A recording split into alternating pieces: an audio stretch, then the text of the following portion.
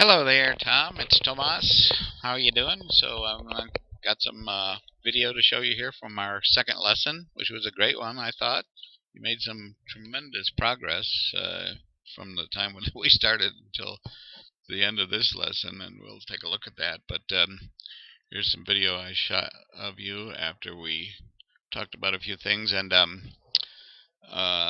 this looks really good. Sorry about the delay in getting it to you. I've been kind of stacked up.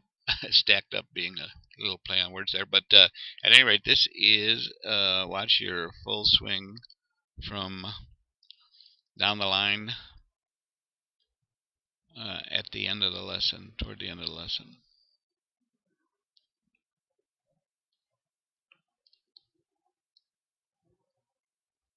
Super slow-mo.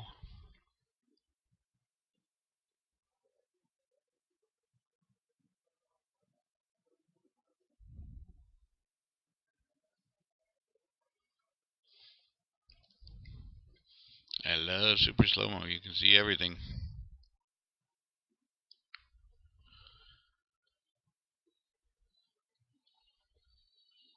It's great. Your club face is following the perpendicular to the path all the way through the backswing's beautiful. Look at that left arm staying straight there.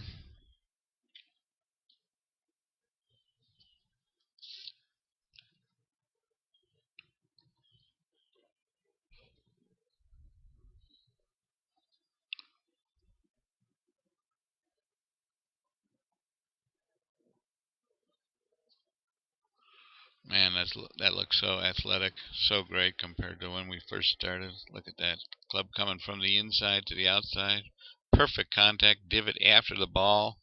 Just what we're looking for, just what we're working on the on that little punch drill that we're doing. Beautiful. Your hands come out a little bit high, but sort of right at the shoulder level.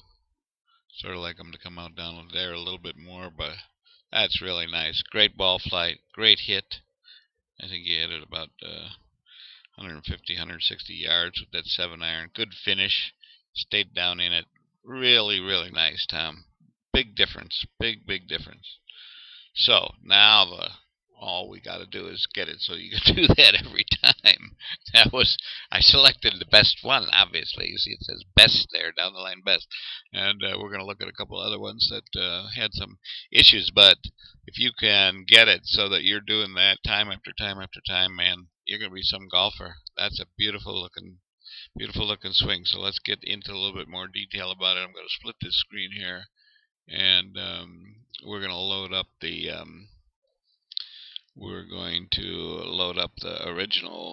your original swing here from the first lesson.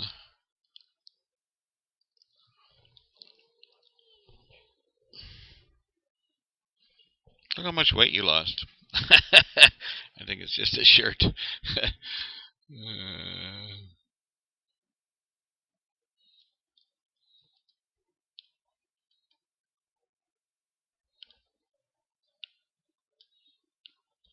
All right, see the way this left foot is flared out now instead of being straight. That's a key point, and that's a good thing. All right, so let's draw some lines here. First of all, we're going to see this is the inclination of your. Whoops, I better do that in a different color, about blue.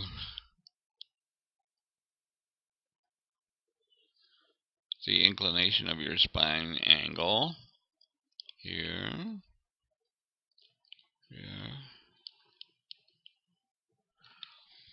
Okay, and then of course we like the shoulders to turn along a line that's totally perpendicular to the spine angle, which would be like there.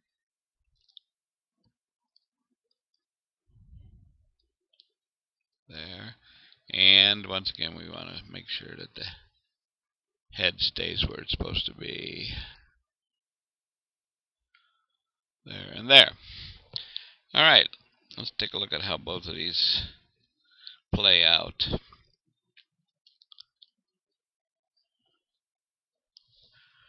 So, remember we talked about shoulder going down. Shoulder going down, which is the same as the left tilt of the spine, is what keeps these shoulders on that inclined plane, which is perpendicular to the spine angle. Look at that. That's close. That's as close as it gets. That's fabulous. Look at your head. Staying right steady there. Your left arm is straight at this point. Really good. Your right knee has straightened. Okay? And you get up to the top of the backswing, which is right there. See the way your hands move toward the mountains here? They move to the right of the picture out here. So you get to the top of the backswing. The first move is that your hands move this way. This way. So we got to work on coming straight down from where you end up, coming straight back down, as opposed to this turn that you make that forces those hands a little bit to the outside. It's going to be much easier if you get rid of extraneous movements like that you can spot in slow-mo. If you get rid of those, it's going to be much easier to always hit the ground at the same spot every time. So there's the top of your backswing now. Beautiful. Left knee bent, right knee straightened. The front foot is flared. Your head's still in the circle. Spine angle is great. Shoulder tilt is great. Okay, this is what it looked like back when we started. Just so that you know what you're doing, how you're comparing. Look at your head pulling out of that circle right away here. See how much more stood up you were at the address position, and you listened to that last lesson I sent you, didn't you? That's really good, Tom. That's very good. All right, and here you can see how much this shoulder is flattening out as opposed to staying down. This is when we first started, and your whole body is just tilting back. Look at the difference there. Huh? Now on this one you went way, way back. Now here you're stopping a little shorter to keep this arm straight. So we're going to talk about what to do with your wrists at this point. We can relax those wrists a little. It's going to have the club come back just a little bit further. So not quite that far, but a little bit further. And here, of course, you can see your right knee is still bent, so that kept your hips from turning, and it kept your hips flat, and your shoulders got flat. Here, your shoulders stayed turned, your hips turned on the same angle. So this straightening of the right leg allowed your hips to turn and keep them on a tilted angle like that, straight across. Whereas here, you're flattening everything out. Okay. And look at your elbow way, way out here. And remember, we're trying to get this so that your elbow stays in a little bit more and doesn't fly out like this. Okay, that's old school. We don't want old school. We're new. We're modern swingers. Okay, so here you can see you have that same. That's a carryover, that move. See how your hands move this way? That's a carryover from the old swing. But look at your head here in this one from versus where you started. No wonder you couldn't ever get back to the ball at the same point all the time, you know. Here, at least you're staying right there. That is so nice. Look at that. Very, very nice. Very nice. And remember, we talked about how far you could get the club when the club was parallel to the ground on the downswing, how far it would be from the ball. Makes a difference in terms of how much power you have. That's how you get the extra power. So this one could still be pointed, still be back here a little ways to get more distance from the ball, but it certainly is way better than what it was originally. Look at how it was originally. So we made an improvement. We could still move this back a little bit, okay, and that's going to give you more power. But this is quite a bit further back than this. This is closer to the ball here, and that's what causes this to come down and then sort of from the outside and across, as opposed to here, what you're going. Look at that, from the inside, coming from the inside, makes perfect contact, hits the ball first, then the ground. That's great. That is great. And then your right shoulder is going down. Your left shoulder pulled up quite a bit. Remember, I told you that you maybe have an excessive tilt there, because we'd really like those hands to come out in the same spot where they went in on the backswing. So those hands are now coming out on the shoulder, but not nearly like what they used to, where they came out right and even in front of the top of the shoulder. Look at that. So that, and then they just kept traveling up there. But here, you stayed down in the, you kept your head in all the way through P, what we call P8, which is when the club is parallel to the ground on the other side. Back here, when you got parallel to the ground on the other side, you had already stood up. Look at how much you stood up and pulled back. So there's no way to be consistent when you did it originally. This looks so much better. So this we got to get you to start turning a little bit more as opposed to standing up here. But this is nice. I like the way you catch your. You're just starting after impact. You keep your heel on the ground and bend your leg in, bend your foot in. That's perfect. And then start lifting it up and turning. You could actually even turn even more. Turn those hips and tuck them in underneath so that this toe comes up on the ground, and that will help you turn these shoulders around a little bit further. But other than that, just fabulous. In fact, I wanted to show you. Let me show you a. This is my buddy Grant Waite. Do you know that name, Grant Waite? Grant Waite was somebody asked Tiger once if he had any swing he could choose from, who would he choose from? Grant Waite was who he said. Grant Waite is the kind of the poster child for Stack&Tilt. He was one that I used in the video. This is a shot from the video I did. And so we're going to compare you to a pro here. One of the best pros. Okay? So let's take a look here. Alright. So we start back to get over here to P1 where the club is. Well, let's make sure we look at the. You look darn good at address. You see, address. His right foot is flared out a little bit more than yours, but other than that, both of you have your hands drop straight down. Your club is a little bit higher. We might want to reposition that in your grip, but other than that, everything else looks very good. Then when you get to P1, when the club is parallel to the ground right there, and we look at Grant's.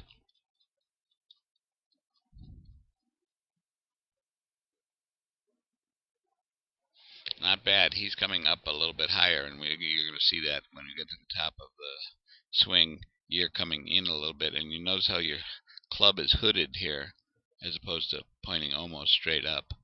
You can think about that. Here is where his arm is parallel to the ground. That's called P2. P2 is here. You're a little bit low here. We could work on making this, bring the shoulder down a little bit more so that your hands come through right in the middle of your bicep. That's where we want it to be. And he's also cocked his wrists a little bit more at this point. Other than that, pretty close. This is P, that's P3. This is P4 where you end up right there. That's the top of the backswing. And look where he is. You don't have to go too much further back. This is a pro now. Hits it as far as you can hit it, and that's how far back he goes. So you're close. You don't have to do what you did remember the old swing where you went, the club was way down in here somewhere. This is a pro doing this. If your club stays the same and just comes down there a little bit further, and your arm, we want this swing to be a little bit more vertical, not too much more, but just a little bit more. So your arm, this arm, perfectly straight and going along the shoulder line. That's what we're aiming for. Look at your lower body though. You almost look like Grant here. Look at that. You see how his foot is a little bit more flared. But other than that, great. Both of you guys keep your heads down real good. Okay, on the way back down, when the arm gets parallel to the body, on the way back down, that's called P5. Looking good, looking good. P6, when the club is parallel to the ground. Now, here's where you'll notice a difference here. There. Not bad, not bad. Very good. Okay, so to get this club to go a little bit further back, we get to have this arm be a little bit further out so the club is pointed more this way. Okay, very good. Impact.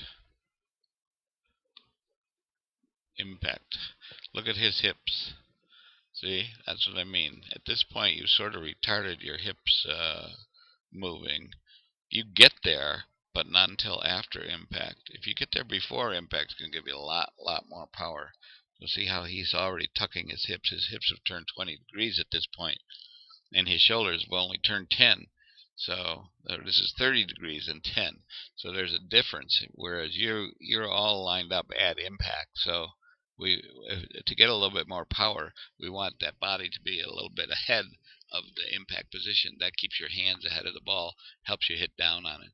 But you see, look at that hit, ball, ground, and then you, ball, ground. That's really nice, really nice. Okay,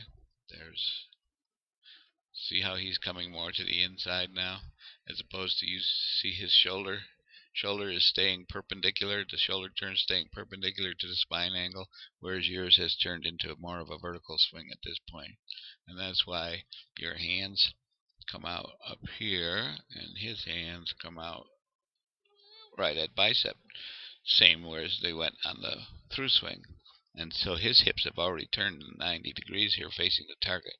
And you're still catching up. So, but that's good. Look at this back foot. Nice, nice, nice, nice, nice. Then he stands up. All right. Excellent, though. I mean, that's really good. Comparing yourself to a guy like Grant White, that was pretty damn good. We're gonna make a great golfer out of you. That's pretty damn close. Okay. So one thing I want you to remember then is that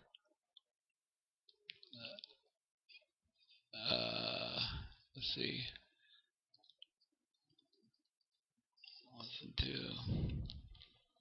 is the backswing rehearsal. Well, first of all, let me go through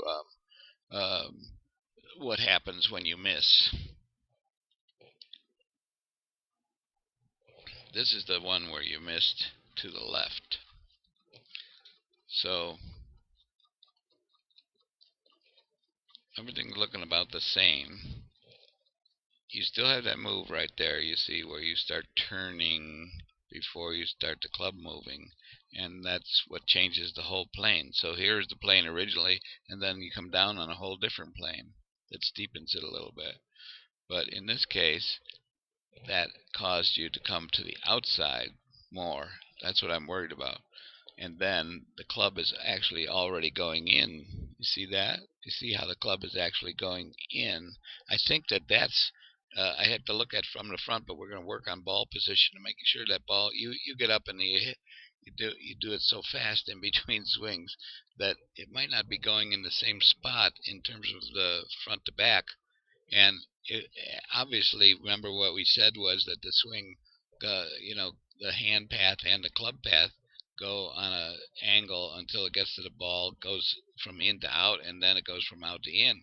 So if the ball is too far forward, it's already bottomed out and is starting back to the inside. See, and so with the club face closed and the club going toward the inside, that's obviously going to pull the ball to the left, and that's what happened there.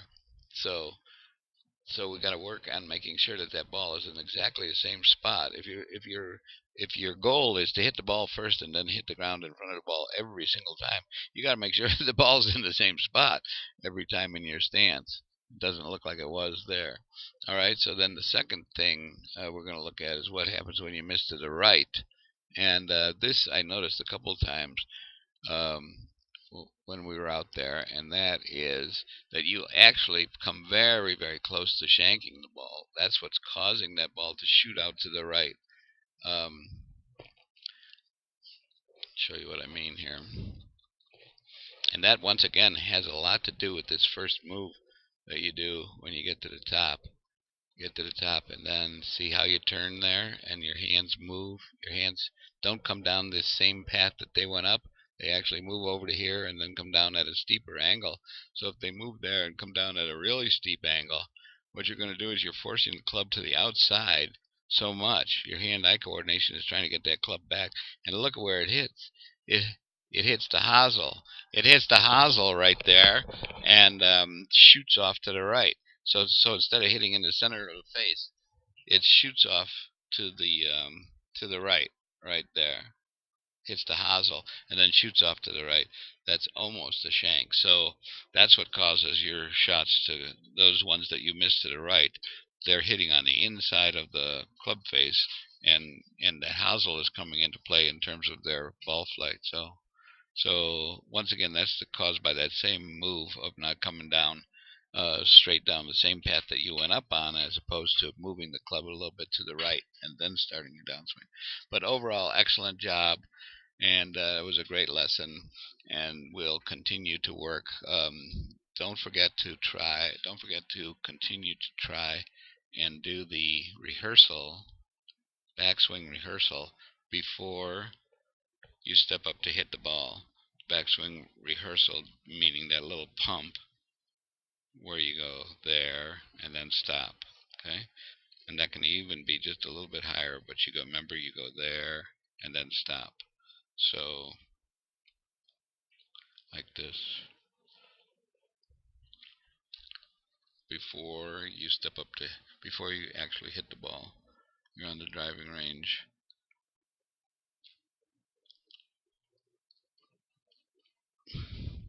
Oops. Okay, there.